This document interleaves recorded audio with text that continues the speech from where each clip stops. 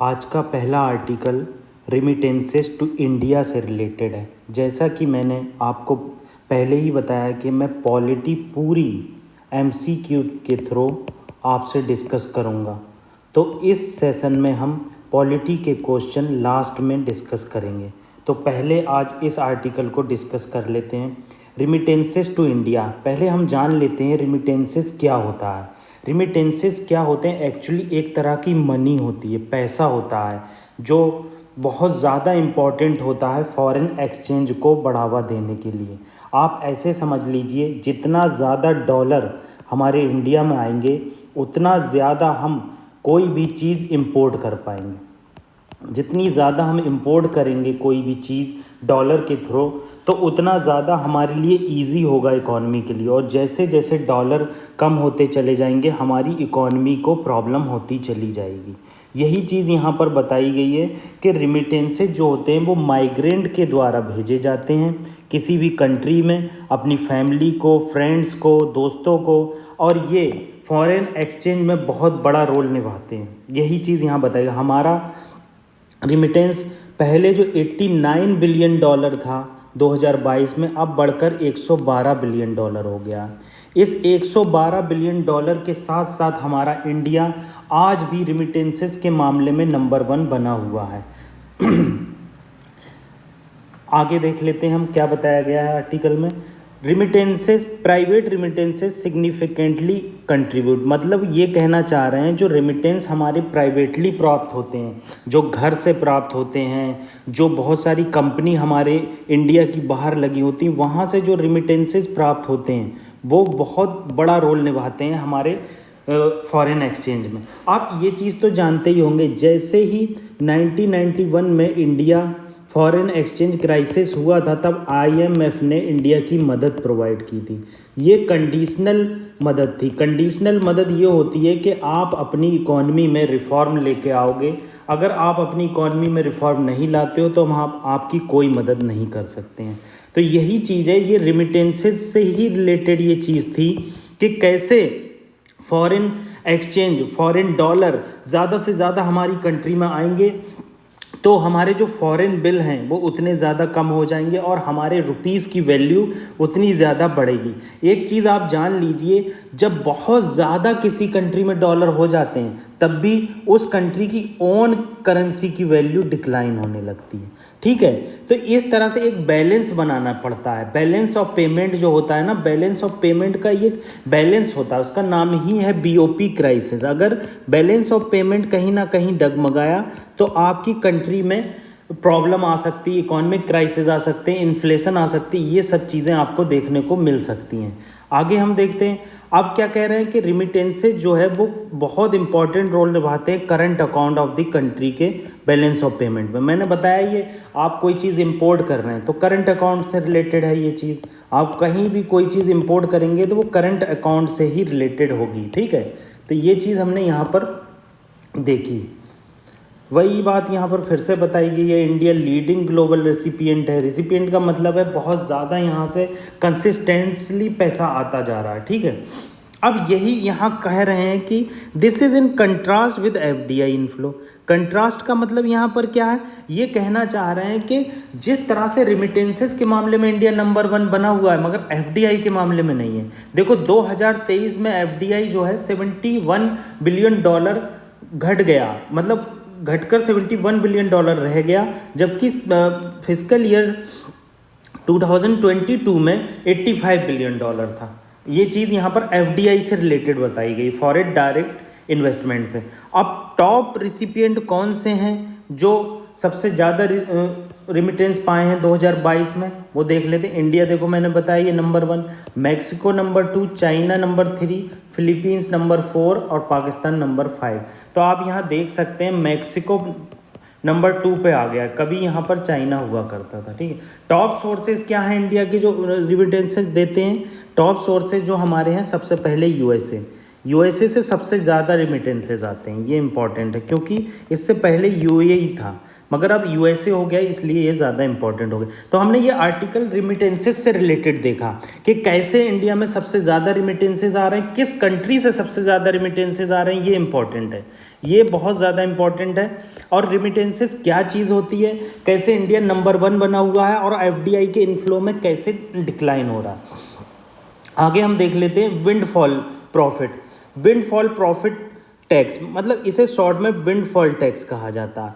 क्या होता है, जब किसी कंट्री में अनएक्सपेक्टेड एबव एवरेज प्रॉफिट आने लगता है। जैसे क्या हुआ, मान लो रसिया यूक्रेन वॉर हुई, यहाँ से ही समझ लेते हैं, रसिया यूक्रेन वॉर हुई। अब जब रसिया यूक्रेन वॉर हुई तो इन्होंने क्या किया, ऑयल का एक्सपोर्ट रसिया ने बंद कर दिया, ऑयल का एक्सपोर्ट बंद कर दिया। जब रसिया ऑयल का एक्सपोर्ट बंद कर देगा तो क्या होगा कि अदर कंट्री जो इंपोर्ट करती है वहाँ क्राइसिस आने लगेगा। तो जो वहाँ पर ऑलरेडी फ्यूल मौजूद है वो उसके प्राइसेस बढ़ जाएंगे, मतलब वहाँ ओन कंट्री में मतलब डोमेस्टिक कंट्री में फ्यूल के प्राइसेस बढ़ जाएंगे। तो इन्हें क्या होगा, अनएक्सपेक्टेड प्रॉफिट होगा। अनएक्सपेक्टेड प्रॉफिट क्या होता है कि मैंने आपको बता दिया, कोई भी कंडीशन होती है जो एबव एवरेज प्रॉफिट होता है, तो गवर्नमेंट इस एबव एवरेज प्रॉफिट को नलीफाई करने के लिए, बैलेंस करने के लिए एक टैक्स लगाती है। उसी टैक्स को हम विंडफॉल टैक्स कहते हैं। ठीक है, ये बहुत इंपॉर्टेंट है। विंडफॉल टैक्स बहुत ज़्यादा चर्चा में रहता है, तो आपको विंडफॉल टैक्स की डेफिनीशन पता होना चाहिए। हमारे वर्ल्ड में कब इंट्रोड्यूस किया गया, फर्स्ट टाइम यूएसए में इंट्रोड्यूस किया गया था, इंडिया में इसे कब इंट्रोड्यूस किया गया, ये सब चीज़ें इंपॉर्टेंट है। 2022 में इंट्रोड्यूस किया गया। अब क्या करता है, ये एड्रेस करता है shortage of energy product on a domestic market. मतलब ये बताना यहाँ चाह रहे हैं, जब इंट्रोड्यूस किया गया था तो कैसे इंट्रोड्यूस किया था, क्या हुआ था।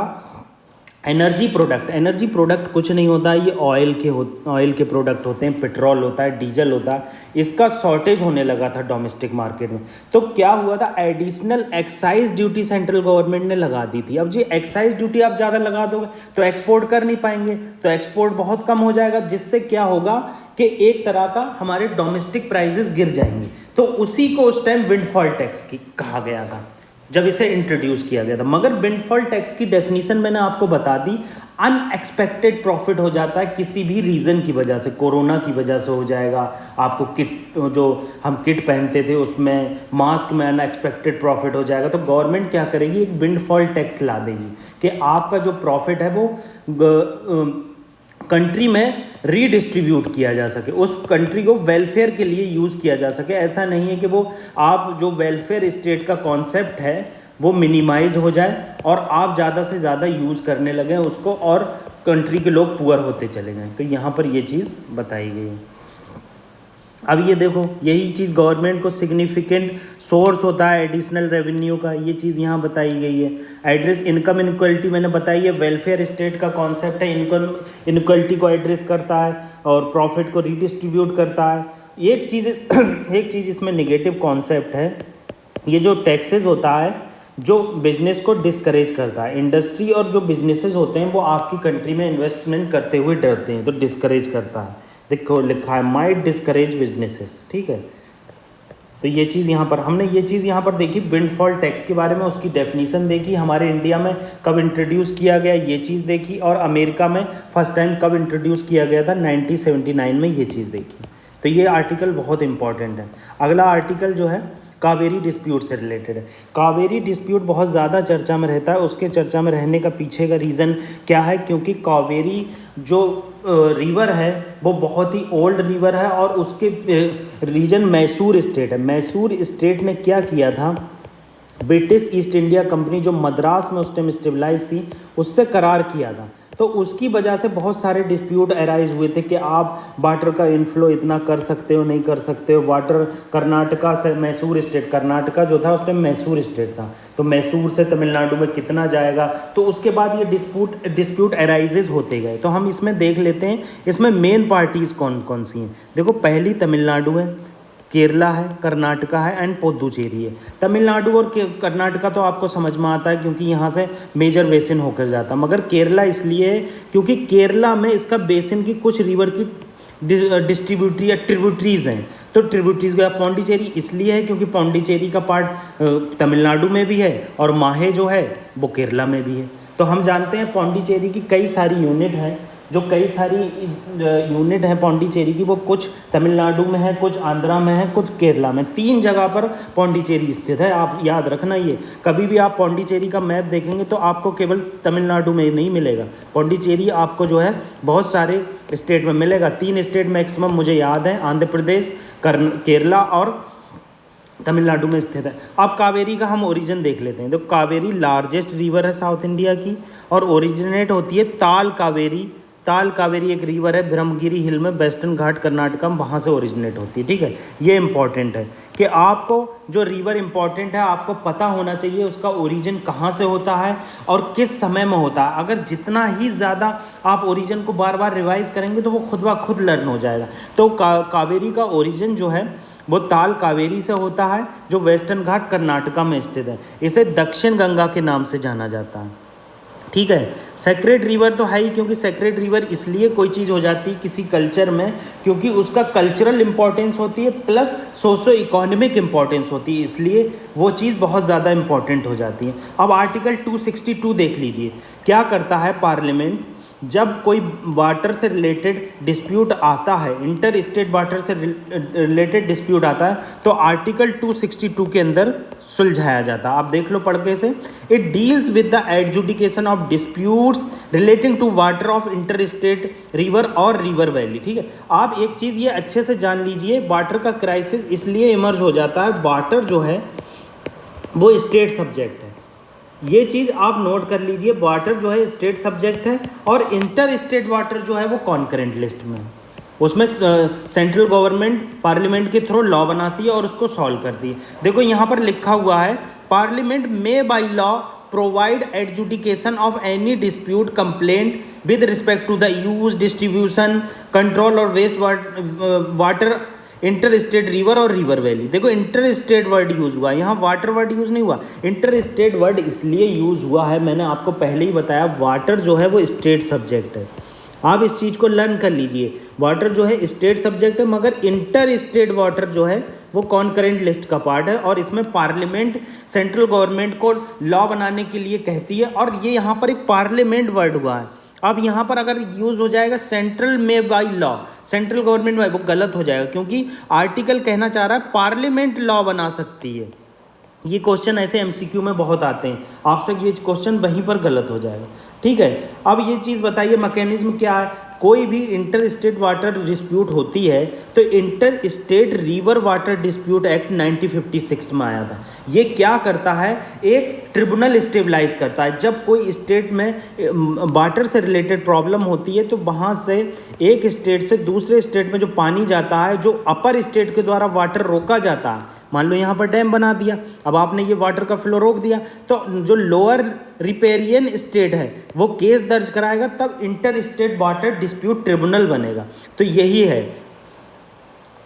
यही चीज़ यहाँ पर बताई गई। इससे पहले इन्होंने बताया कि महानदी वाटर डिस्प्यूट ट्रिब्यूनल बनाया जाता है। अब की चैलेंजेस क्या है, तो चैलेंजेस बहुत सारे हैं, क्योंकि वाटर की जो क्या कहते हैं प्रायोरिटी है हर सेक्टर में ज़्यादा है, एग्रीकल्चर की वजह से, अर्बनाइजेशन की वजह से, पॉपुलेशन ग्रोथ की वजह से और चेंजिंग रेनफॉल पैटर्न की वजह से। इन चीज़ों की वजह से वाटर जो है कॉम्प्लिकेटेड सब्जेक्ट हो गया है, तो इसको एडजुडिकेट करना भी बहुत ज़्यादा मुश्किल हो गया है। तो इसीलिए बहुत सारे ग्लोबल वार्मिंग एक्सपर्ट कहते हैं कि वाटर को कंजर्व करना बहुत ज़्यादा ज़रूरी है। आप अगर वाटर को कंजर्व नहीं करेंगे तो नेक्स्ट वार जो होगी, जो वर्ल्ड वार 3 होगी, वो वाटर से रिलेटेड होगी। तो ये चीज़ बहुत इंपॉर्टेंट यहाँ पर हो जाती है। अब डिस्प्यूट रिजोल्यूशन मैकेनिज्म है, वही बात बताई गई, कावेरी डिस्प्यूट रिजोल्यूशन मैकेनिज्म 1990 में बनाया था। तो सुप्रीम कोर्ट में इसमें वर्डिक्ट आई, कर्नाटका ने कई बार वाटर को रिलीज़ किया कि आप इतने ट्रिलियन मेट्रिक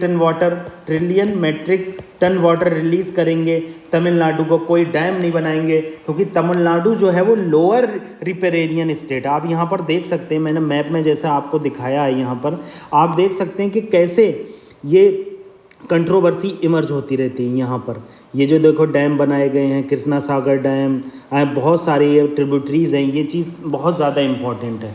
ठीक है, तो ये हमने क्वेश्चन ये जो आर्टिकल है हमने तमिलनाडु से रिलेटेड, कावेरी वाटर डिस्प्यूट से रिलेटेड डिस्कस किया। आप इसकी ट्रिब्यूटरीज और कहाँ से ओरिजिन है रिवर का, वाटर बेसिन, कावेरी रिवर का बेसिन कहाँ कहाँ से जाता है, ये सब चीज़ें आपको पता होना चाहिए। आपको पता होना चाहिए कौन कौन स्टेट जो है इस ट्रिब्यूनल में इन्वॉल्व हैं। कभी कभी आंध्र प्रदेश डाल देता है, मगर आंध्र प्रदेश का कावेरी वाटर डिस्प्यूट ट्रिब्यूनल में कोई रोल नहीं है, ठीक है। अब लास्ट में हम पॉलिटी का एक इम्पॉर्टेंट क्वेश्चन देख लेते हैं। जैसा कि मैंने आपसे प्रॉमिस किया है, हम पूरी पॉलिटी एमसीक्यू के थ्रू पूरी पॉलिटी एक बार डिस्कस करेंगे। तो पहला इम्पॉर्टेंट क्वेश्चन क्या है, to act that introduce or intended to introduce a system of open competition for selection of civil service indigenization of services are कौन सा आपका सही है। मतलब कोई दो एक्ट आपको ऐसे बताना है जिन्होंने इंडियन सिविल सर्विसेज, मतलब ब्रिटिश सिविल सर्विसेज कह सकते हैं, को इंडियनाइजेशन में हेल्प की है। तो आपको कोई दो एक्ट बनाना। पहला एक्ट है 1861 charter act, 1833 charter act, 1853 act 1909। तो आपको ये बताना, देखो 1909 तो है ही नहीं, तो आप इसको एलिमिनेट कर सकते हो, चौथा तो यहीं से एलिमिनेट हो गया, ठीक है। चार्टर एक्ट 33 में first time Indian civil services में इंडियन पर्सन को ओपन कंपटीशन के लिए अलाउ किया गया था, तो ये सही है। तो दूसरा इसमें सही हो गया, तो ये कट गया, तो ओवरऑल 2 और 3 आंसर हो गया। तो यहाँ पर मैं आपको एक्सप्लेन कर देता हूँ। चार्टर एक्ट 1833 में क्या किया गया कि आपको अलाउ किया गया कि आप इंडियंस जो है ओपन कंपटीशन में पार्टिसिपेट कर सकते हैं और कोई भी सर्विसेज ज्वाइन कर सकते हैं, मगर इसका कोर्ट ऑफ डायरेक्टर जो कंपनी में होते थे ब्रिटिश ईस्ट इंडिया कंपनी में, उसके द्वारा अपोज किया गया और ये पोस्ट जो है वहीं पर नलीफाई कर दी गई। फिर क्या हुआ, 1853 आया थॉमस मकॉले की अध्यक्षता में। थॉमस मकॉले ने 1853 में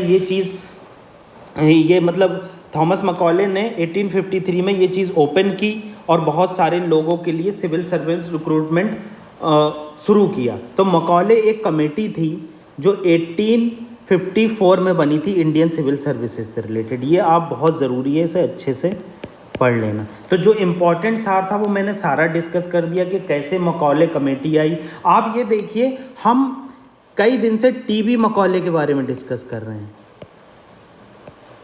ठीक है, टीबी मकॉले के बारे में डिस्कस कर रहे हैं और ये करंट में भी उतना ही बना हुआ है, क्योंकि अभी भारत जो बीएनएस बनाया गया है, जो मतलब आईपीसी के नाम चेंज किए गए हैं बहुत सारी चीज़ों, उसमें टीबी मकॉले का बहुत ज़्यादा रोल था आईपीसी में। तो इस क्वेश्चन की इंपॉर्टेंस वैसे ही बहुत हो जाती है, ये बहुत वेरी वेरी इंपॉर्टेंट है। मैं आपसे 200% कह सकता हूँ ये किसी ना किसी क्वेश्चन में इस टाइप के क्वेश्चन आएंगे। सेम क्वेश्चन तो नहीं आता है किसी पेपर में, मगर इस टाइप के क्वेश्चन आएंगे ही आएंगे। आप हमारे चैनल को ज़्यादा से ज़्यादा सब्सक्राइब कीजिए और ज़्यादा से ज़्यादा लोगों में मतलब बताइए लोगों को। Thank you.